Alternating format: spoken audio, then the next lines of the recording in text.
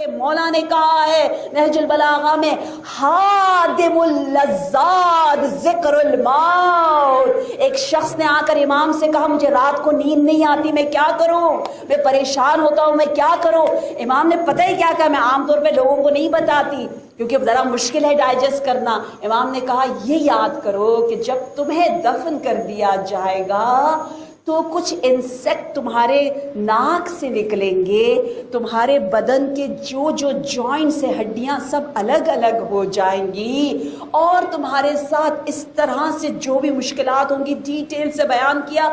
خدا کی قسم وہ بندہ آ کر اس نے کہا یا مولایا، میں جب بھی ان حقائق کو اس قبر کے بارے میں سوچتا ہوں سارے باقی غم مجھ سے دور ہو جاتے ہیں، اور میں اپنی آخرت کو آباد کرنے کی فکر میں جو ہے وہ عبادتیں کر کے خوشی سے سو جاتا ہوں. دیکھیں یہ ہماری صحت جسمانی کے لیے مفید ہے.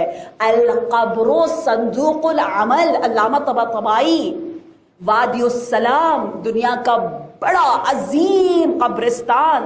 وہاں ایک عارف کو آپ نے دیکھا، اس سے پوچھا کیا دیکھا تو نے قبرستان میں؟ کہا ایک کھلی ہوئی قبر تھی اور میں نے اس قبر سے بات کی، قبر نے مجھ سے باتیں کی. میں نے پوچھا اے قبر کیا یہ سچ ہے، لوگ کہتے ہیں تیرے اندر سنیکس ہیں، اسکارپینز ہیں، زہر ہے؟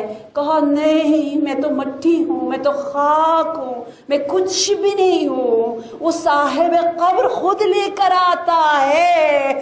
اگر وہ اس دنیا میں کسی